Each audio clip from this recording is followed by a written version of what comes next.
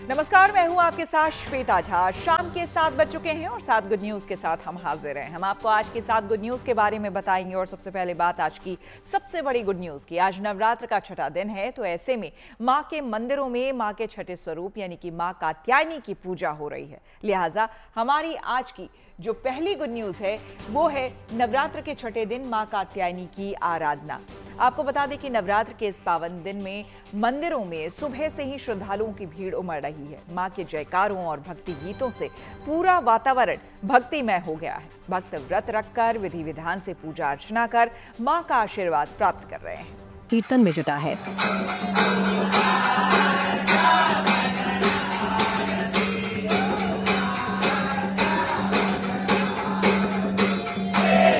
मां वैष्णो देवी धाम में आस्था की अद्भुत तस्वीर देखने के लिए मिल रही है।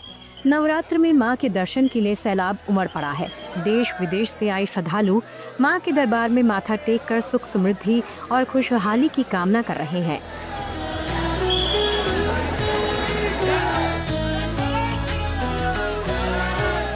पिछले 6 दिनों में 2 लाख से ज्यादा भक्तों ने मां वैष्णो के दर्शन किए हैं। जैसे जैसे नवरात्र आगे बढ़ता जा रहा है, वैसे वैसे श्रद्धालुओं की संख्या में लगातार इजाफा हो रहा है। कटरा से लेकर भवन तक जय माता दी के जयकारों से पूरा वातावरण गूंज रहा है। इंतजाम है यहाँ पर बहुत बढ़िया। नवरात्रों में वैष्णो देवी आने का मौका मिला, कितना भाग्यशाली। बढ़िया बहुत बढ़िया भाग्यशाली रहे यार। बहुत ही खुश है। जय माता की। माता दी के जयकारों के साथ जो है वो पूरा परिसर जो है वो गूंज उठा है। भवन की तरफ लगातार श्रद्धालु प्रस्थान कर रहे हैं। ये कहाँ से आए हैं आप? अलीगढ़ से, यूपी। किस तरह के इंतजाम है जहाँ पर? बहुत बढ़िया, सारे अरेंजमेंट्स बहुत बढ़िया है, सारी व्यवस्थाएं बहुत अच्छी है, सब कुछ बढ़िया चला। हम लोग मुंबई से आए, मुंबई चेंबूर से हर साल आते हैं वैष्णो देवी माता के, और इनका आशीर्वाद हमेशा हमारे ऊपर बना रहता है। बहुत अच्छा लगता है और पैदल चल के जाते हैं डेली। हम लोग हर साल नवरात्रि में 5 साल से करीब हम लोग नवरात्रि में आ ही रहे हैं और बहुत माता जी का आशीर्वाद है। मां वैष्णो के धाम में भक्त कठिन चढ़ाई और लंबी यात्रा को भी पूरी श्रद्धा के साथ तय करते हैं। कोई पैदल चलकर मां के दरबार तक पहुंच जाता है, तो कोई घोड़े, पालकी और हेलीकॉप्टर सेवा का सहारा ले रहा है। रास्ते भर भजन कीर्तन और जयकारों के बीच में भक्तों में उत्साह भरपूर है। बहुत अच्छा मन लगता है, बहुत अच्छे दर्शन होते हैं यहाँ पे, बहुत ही अच्छी श्रद्धा है। कितना भाग्यशाली मानते हैं अपने आप को नवरात्र में आपको वैष्णो देवी आने? बहुत भाग्यशाली मानते हैं अपने आप को कि हमें माता रानी ने बुलाया है। कटरा ही नहीं, मां दुर्गा के सभी मंदिरों में आस्था की एक ऐसी ही तस्वीर देखने के लिए मिल रही है। चैत्र नवरात्र के पावन मौके पर अमरावती स्थित अम्बा देवी मंदिर में श्रद्धालुओं की भारी भीड़ उमड़ पड़ी। मां अम्बे के दर्शन के लिए दूर दूर से भक्त मंदिर पहुंच रहे हैं और विधि विधान के साथ पूजा अर्चना कर अपनी मनोकामनाएं पूरी होने की प्रार्थना कर रहे हैं। चैत्र नवरात्रों के दिन जो है अमरावती की जो अम्बा माता है, जो विदर्भ की कुलस्वामिनी जिसे कहा जाता है, उस अम्बा माता के मंदिर को आप देख सकते हो कि सुंदर तरीके से यहाँ पर जो है चैत्र नवरात्र के उत्सव के चलते लाइटिंग लगाकर उस पर रोशनाई की गई है। सबसे अहम बात यही है कि विदर्भ की कुलस्वामिनी जो अम्बा माता है, इनकी आस्था जो है भक्तों में बहुत ज़्यादा है। दूर दूर से इस माँ अम्बे जगदम्बे के दर्शन को यहाँ पर भक्त आते हैं। सबसे अहम बात यही है कि जिस तरीके से शारदीय नवरात्र उत्सव होते हैं, उसी तरीके से चैत्र के नवरात्र जो है वो उसका उत्सव जो बड़े पैमाने पर यहाँ पर होता है।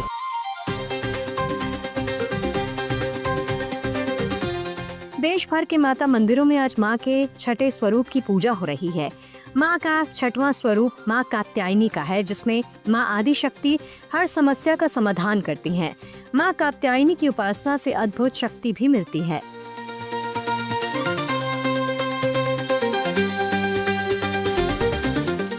अपने स्वरूप में देवी मां भक्तों को सभी मनोकामनाओं की पूर्ति का वरदान देती हैं। देवी कात्यायनी की साधना करने वाले भक्त को जीवन में किसी भी प्रकार की कमी नहीं रहती, क्योंकि मां कात्यायनी सुख संपन्नता का वरदान भी देती हैं। कटरा से गौरव पराशर, अमरावती से धनंजय साबले के साथ bureau report, good news today. 27 मार्च को पूरे देश में रामनवमी का त्यौहार पूरे धूमधाम से मनाया जाएगा। अयोध्या में रामनवमी को लेकर खास तैयारी की गई है। इस दिन राम मंदिर में कई भव्य कार्यक्रमों का आयोजन किया जाएगा। ऐसे में आज की हमारी अगली यानी कि जो दूसरी गुड न्यूज है वो है राम मंदिर में रामनवमी की तैयारियां तेज। अयोध्या के हजारों मठ मंदिरों में प्रभु श्री राम के जन्मोत्सव का उत्साह देखने को मिल रहा है। 27 मार्च को रामनवमी का पर्व है।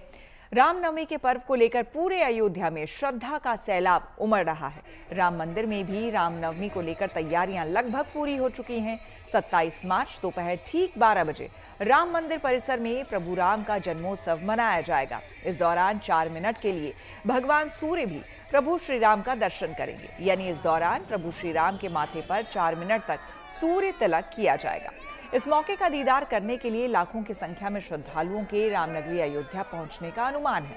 ऐसे में श्रद्धालुओं को गर्मी से राहत दिलाने के लिए उन्हें कोई दिक्कत ना हो, इसे लेकर राम मंदिर ट्रस्ट ने भी मंदिर में दर्शन मार्गों में टेंट की व्यवस्था की है। राम मंदिर आने वाले लोगों को गर्मी से बचाने के लिए जगह जगह पानी और ORS की व्यवस्था की जाएगी। प्रशासन ने भी पूरे शहर में सुरक्षा के पुख्ता इंतजाम किए हैं। रामनवमी पर अयोध्या में बड़ी संख्या में श्रद्धालुओं के जुटने का अनुमान है। ऐसे में जिम्मेदार अधिकारी और ट्रस्ट के पदाधिकारी व्यवस्था को अंतिम रूप देने में जुट गए हैं। एक ऐसे बालक के प्रति जिस बालक ने अपने कुल का नाम ऊंचा किया, जन्म होते ही सूर्य अपने कुल में पैदा होने वाले बालक को तिलक करेंगे। सूर्य तिलक यानी सूर्य की किरणें राम लला के ललाट पर 4 मिनट के लिए आएंगी। ये योजना भारत के माननीय प्रधानमंत्री जी के मन का विचार है। देश के वैज्ञानिकों ने प्रधानमंत्री जी के विचार को स्वीकार कर लिया। 26 मार्च को मध्याह्न के बाद, दोपहर के बाद नवमी तिथि लग रही है, इसलिए नवमी तिथि का महापर्व 27 मार्च को ही मनाया जाएगा। उदया तिथि से लेकर अभिजीत मुहूर्त तक जो मुहूर्त है वो 27 मार्च शुक्रवार को मिल रहा है। इसी दिन अखिल ब्रह्मांड नायक मर्यादा पुरुषोत्तम भगवान श्री रामचंद्र जी का जन्मोत्सव धूमधाम से सभी सनातनी भाई बहन मनाएं, यही परंपरागत होगा। देश में गैस की किल्लत के बीच सूरत के सामाजिक कार्यकर्ताओं ने एक अनोखी मिसाल पेश की है। दरअसल सूरत से श्रमिकों का पलायन रोकने के लिए इन लोगों ने अन्नपूर्णा रसोई की शुरुआत की, जिसके तहत श्रमिकों को मुफ्त भोजन प्रदान किया जा रहा है। ऐसे में हमारी आज की अगली यानी कि जो तीसरी गुड न्यूज है वो है सूरत में श्रमिकों के लिए अन्नपूर्णा रसोई। सूरत जैसे औद्योगिक केंद्र के लिए श्रमिक उसकी रीढ़ की हड्डी के समान है। ऐसे में श्रमिकों को उनके घर वापस लौटने से रोकने के लिए सूरत के पांडेपुर इंडस्ट्रियल एरिया में निःशुल्क भोजन की व्यवस्था की गई है।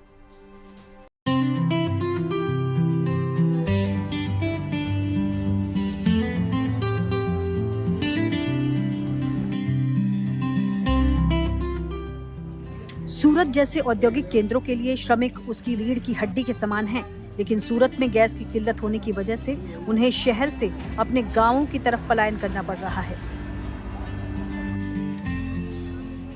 ऐसे में श्रमिकों के पलायन को रोकने के लिए सूरत में सामाजिक कार्यकर्ताओं ने मिलकर अन्नपूर्णा रसोई शुरू की है, जिसमें श्रमिकों को फ्री में खाना परोसा जा रहा है।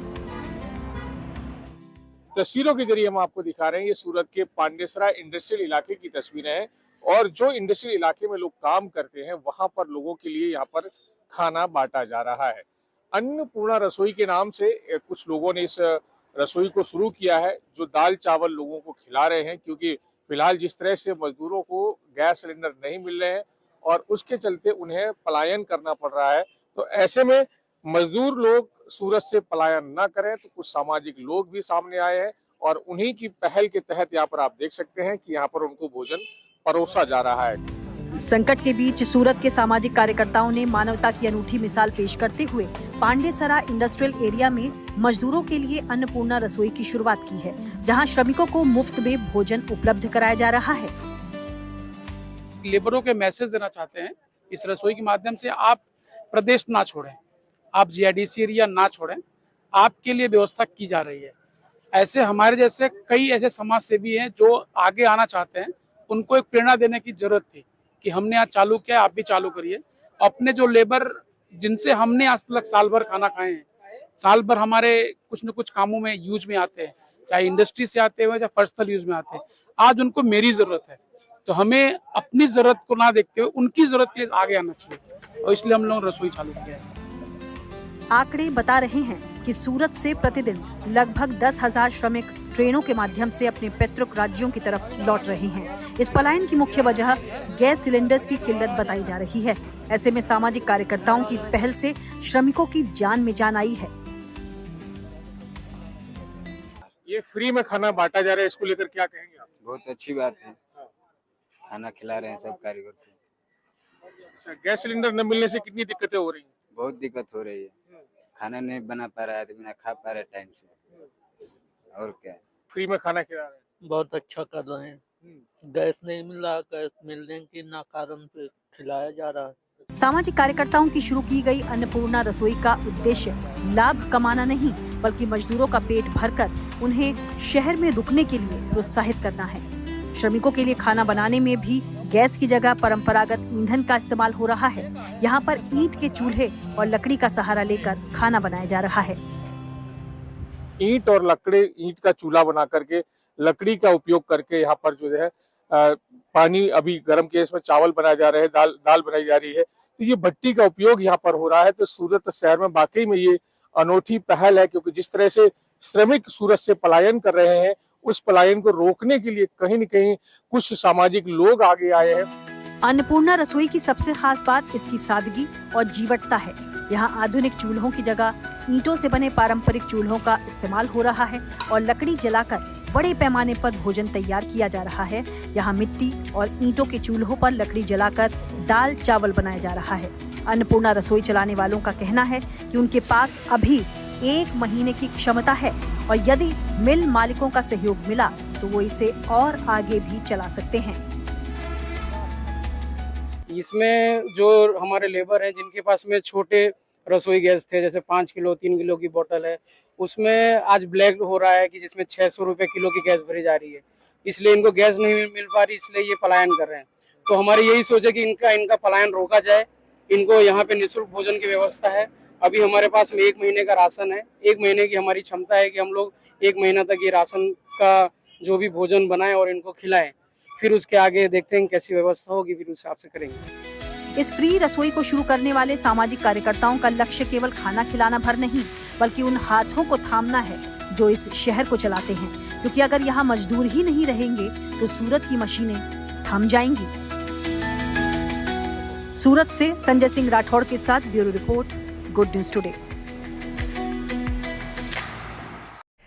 सोने चांदी की कीमतों में उतार चढ़ाव जारी है। India Boolean and jewellers association के मुताबिक भारतीय सराफा बाजार में आज फिर सोने की कीमत में गिरावट दर्ज की गई। सोने चांदी की कीमतों में लगातार कमी आने से लोगों को ये समय खरीदने का लग रहा है। ऐसे में आज की हमारी अगली यानी कि जो चौथी गुड न्यूज है वो है कीमतों में कमी के बाद सोना खरीदने उमड़े लोग। दरअसल देश में सोने चांदी की कीमतों में लगातार गिरावट जारी है। ऐसे में सोने चांदी की खरीदारी के लिए आभूषण दुकानों में भीड़ बढ़ने लगी है। दरअसल आज 1 ग्राम 24 कैरेट सोने का भाव 14,450 रुपए और चांदी का भाव 2,29,600 रुपए प्रति किलो है। ऐसे में सोने चांदी की खरीदारी के लिए लोग बड़ी संख्या में दुकानों में पहुंच रहे हैं।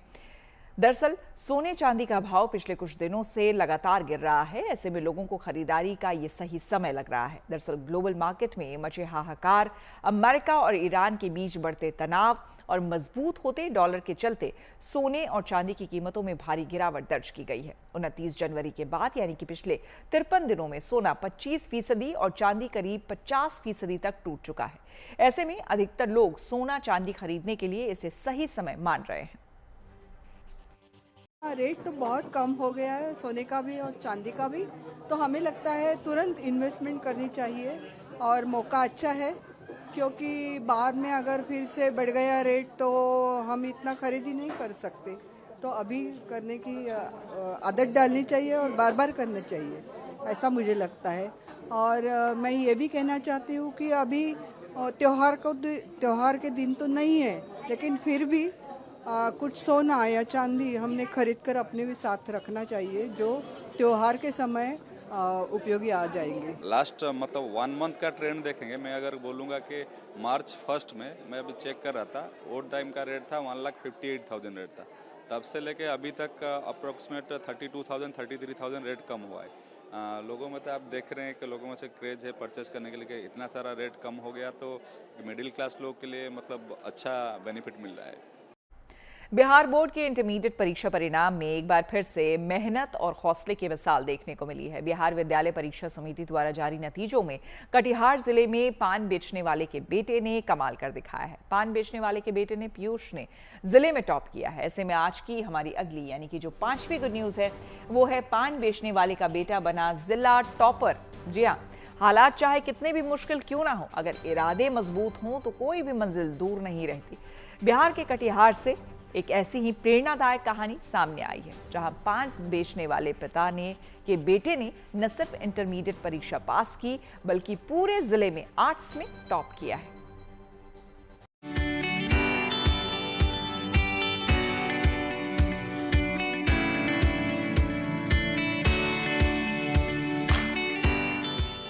ना कोई बड़ी सुविधा, ना महंगे संसाधन, लेकिन हौसले इतने बड़े कि हर मुश्किल छोटी लगने लगी।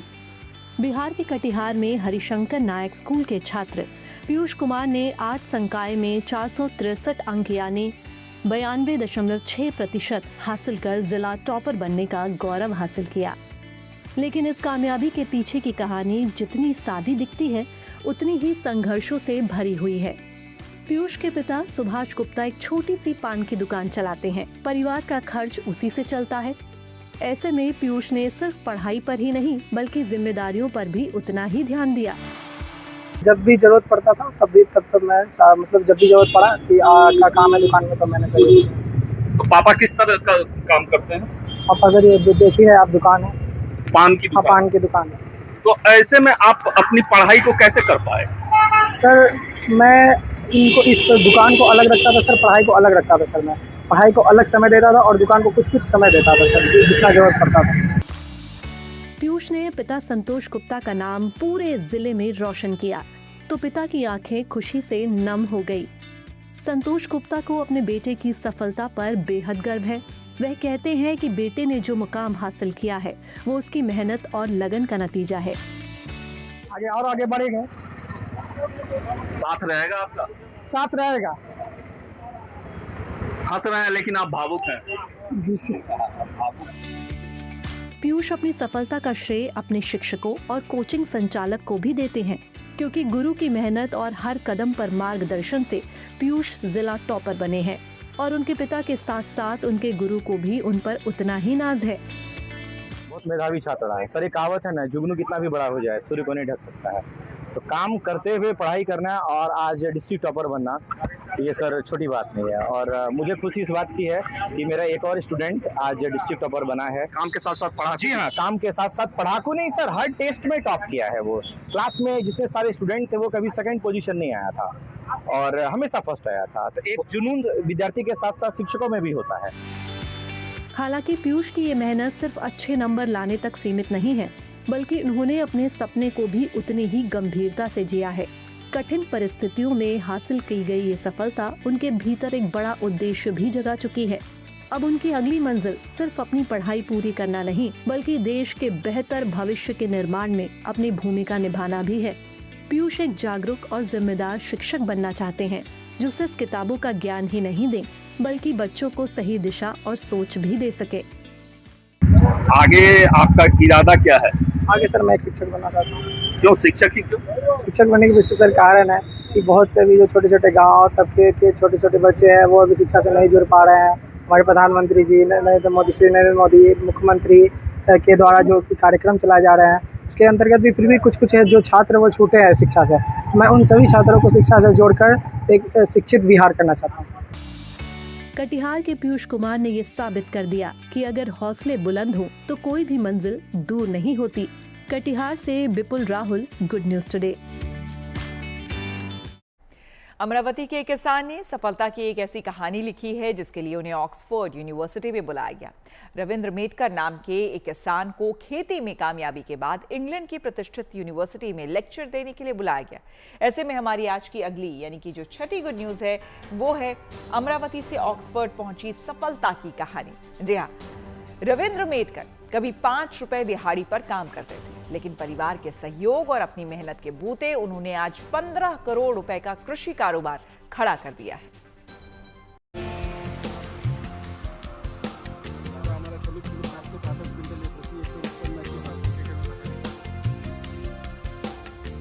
ये अमरावती के रविंद्र मेटकर हैं, जो आज लाखों किसानों के लिए बड़ी प्रेरणा बन चुके हैं। कभी 5 रुपए दिहाड़ी पर काम करने वाले रविंद्र मेटकर आज 15 करोड़ रुपए के कृषि कारोबार के मालिक हैं। उन्होंने एक मुकाम हासिल किया है, वो कई कसौटी पर खरे उतरे हैं।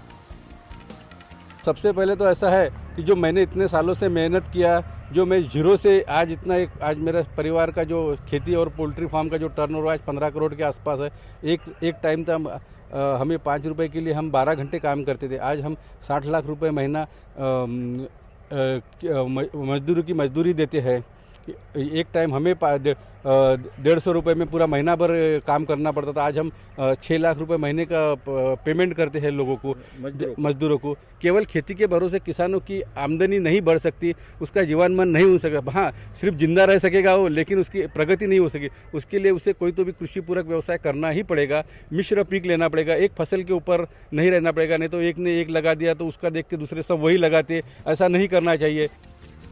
ऐसा नहीं है कि 57 साल के किसान रविंद्र मेटकर ने हमेशा सफलता की ही सीढ़ियां चढ़ी। उन्होंने आज 50 एकड़ में कृषि का कारोबार खड़ा किया है। वे आम, मौसमी आंवला, केला और सुपारी जैसी नकदी फसलें उगाने के साथ साथ पोल्ट्री व्यवसाय भी चला रहे हैं। लेकिन समय समय पर उन्हें इस कृषि कारोबार में उतार चढ़ाव का भी सामना करना पड़ा। कभी बर्ड फ्लू तो कभी कोरोना। हर बार इन चुनौतियों से उनके कारोबार पर पूरा संकट आया, लेकिन परिवार के सहयोग, बैंक के लोन और उनकी हिम्मत ने हमेशा नई राहें खोली। आज वो 15 करोड़ रुपए के कृषि कारोबार के मालिक हैं। अब वो 50 लाख से ज्यादा किसानों को ट्रेनिंग देते हुए आत्मनिर्भर बनने का रास्ता दिखा चुके हैं। भारत में पहली बार 2006 में बर्ड फ्लू आया तो हमारे साथ साथ पूरे देश में पोल्ट्री व्यवसाय उसमें डूब गया, हम भी डूब गए। लेकिन हिम्मत नहीं हारी। लेकिन हमने हिम्मत नहीं हारी। 2 साल हमारा व्यवसाय पूर्णतः बंद था, लेकिन बाद में हमने 2008 में पुनः बैंक के पास गए। बैंक ने हमें 25 लाख रुपए कर्जा दिया। उसके भरोसे हमने 20,000 अंडे देने वाली मुर्गी का फार्म चालू किया। रविंद्र मेटकर की ये कहानी सिर्फ सफलता की ही नहीं, बल्कि हर उस व्यक्ति के लिए उम्मीद है जो कुछ बड़ा करना चाहता है। अमरावती से धनंजय साबले के साथ bureau report, good news today. Mumbai में ट्रैफिक सिग्नल पर रहने वाले बच्चों की जिंदगी बदलने की एक नई पहल शुरू की गई है। मुंबई महानगर पालिका यानी कि बीएमसी ने सिग्नल स्कूल नाम से एक अनोखा प्रोजेक्ट शुरू किया है, जिसका मकसद सड़कों और फुटपाथों पर रहने वाले बच्चों को शिक्षा की मुख्यधारा से जोड़ना है। ऐसे में आज की हमारी 7वीं और आखिरी गुड न्यूज है, बीएमसी ने शुरू किया मुंबई का पहला signal school. BMC signal school की पहली यूनिट मुंबई के चेंबूर के अमर महल इलाके में स्थापित की गई है। आपको बता दें कि ये स्कूल कॉम्पैक्ट और मोबाइल क्लासरूम मॉडल खास तौर पर उन जगहों के लिए तैयार किया गया है जहां स्थायी स्कूल बनाना मुश्किल होता है। ऐसे में फ्लाईओवर के नीचे मुंबई नगरपालिका और समर्थ भारत व्यासपीठ द्वारा पहला सिग्नल स्कूल शुरू किया गया है। सिग्नल स्कूल में बच्चों को केवल पढ़ाई ही नहीं बल्कि पौष्टिक भोजन, खेलकूद और बुनियादी जीवन कौशल भी सिखाए जाएंगे। इस पहल में विभिन्न एनजीओज की महत्वपूर्ण भूमिका होगी, जो कि बच्चों की पहचान से लेकर उनकी नियमित उपस्थिति और पढ़ाई तक की जिम्मेदारी संभालेंगे। इस स्कूल के खुलने से सिग्नल पर काम करने वाले उन बच्चों को फायदा होगा जो पारंपरिक पढ़ाई लिखाई से दूर हैं। बीएमसी के पहले सिग्नल स्कूल का उद्घाटन मुंबई की मेयर ऋतु तावड़े ने किया। आज चेंबूर यहाँ पे समर्थ भारत व्यासपीठ और मुंबई महानगर पालिका उनकी संयुक्त विद्यम से यहाँ पे एक सिग्नल स्कूल यहाँ पे खड़ी मैं देख रही हूँ यहाँ पे, और इतनी सुंदर है। हमारे जो शिक्षण विभाग के हमारे उपायुक्त प्राची जाम्बेकर मैडम, उनका काफ़ी सारा योगदान इसमें है। उसी के साथ में हमारी स्थानिक नगर सेविका आशाताई, प्रभाग समिति के अध्यक्ष आशाताई मराठे है, कशिश फुलवारिया जी हमारी नगर सेविका है, और पूरी बृहन मुंबई महानगर पालिका की पूरी टीम यहाँ पे एक अच्छे काम के लिए सब आगे आए। एक हम बोलते हैं ना, आशा का किरण है ये। और यहाँ पे उन बच्चों को, जैसे हमने मुंबई महानगर पालिका के हॉस्पिटल प्रिस्क्रिप्शन फ्री किया है, वैसे ही हम चाहते हैं कि मुंबई बेगर्स फ्री होना चाहिए। यहाँ पे कोई भी बच्चा सिग्नल पे खड़ा रह के पैसा नहीं मांगना चाहिए, अपने पैर पे खड़ा होना चाहिए। लेकिन उसके लिए क्या होना चाहिए, उसको स्कूल का नॉलेज, व्यवहार ज्ञान उसको आना चाहिए। उसी का ये बहुत ही सुंदर प्रयास है और मुंबई की ये सबसे पहली स्कूल है।